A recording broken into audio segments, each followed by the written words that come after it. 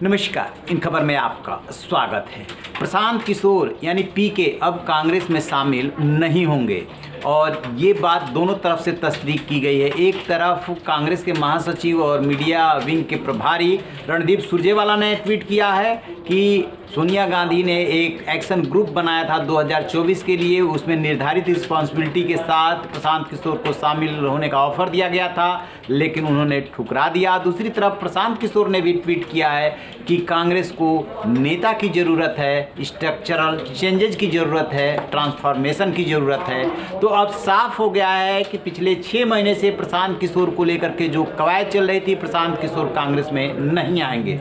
अब चलते हैं जरा इसके बैकग्राउंड में। प्रशांत किशोर ने पिछले दिनों सोनिया गांधी और कांग्रेस नेताओं के सामने प्रेजेंटेशन दिया था। उसमें बताया था कि 2024 में कांग्रेस कैसे जो है बीजेपी को टक्कर दे सकती है। 235 के आसपास ऐसी सीटें छांटी गई थी जो साउथ और पूर्व की थी, जहां पे बीजेपी कमज़ोर है, और साथ में ये भी सलाह दी थी कि इन्हीं सीटों पे आप लड़िए, बाकी पे क्षेत्रीय दलों को लड़ने दीजिए। उसी क्रम में बात यह आई कि प्रशांत किशोर को पार्टी में ले आकर के बड़ी जिम्मेदारी दी जाए। इसके लिए 13 सदस्यीय एक कमेटी बनाई गई। कमेटी ने अपनी रिपोर्ट भी दी। इसी बीच में प्रशांत किशोर पहुंच गए हैदराबाद और वहां पे टीआरएस के साथ उन्होंने एक समझौता किया अगले चुनाव के लिए। उनकी कंपनी है आईपैक, उसने समझौता किया।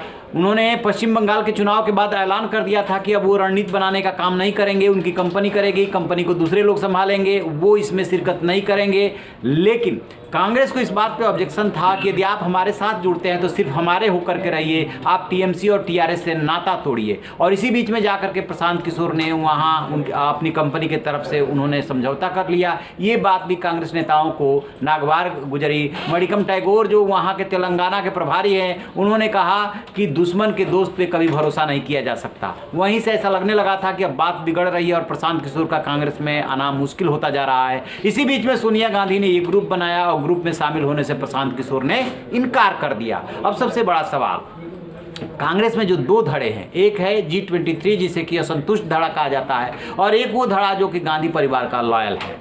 तो प्रशांत किशोर को लेकर के पहले भी विरोध होता रहा है और अब भी विरोध हो रहा था कि रणनीतिकार से चुनाव नहीं जीता जा सकता।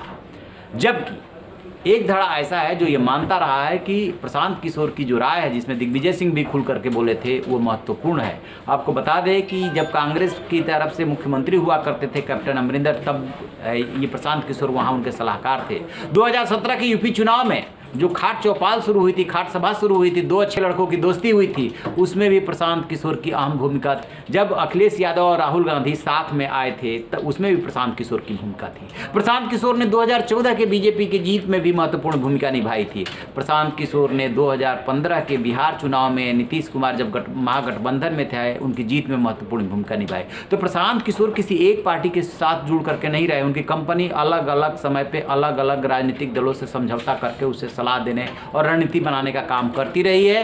अब वो कांग्रेस में शामिल होकर के अपना राजनीतिक करियर बनाना चाहते थे। इसके पहले वो जेडीयू में उपाध्यक्ष रह चुके हैं, लेकिन जेडीयू से निकाल करके उनको फेंक दिया गया था।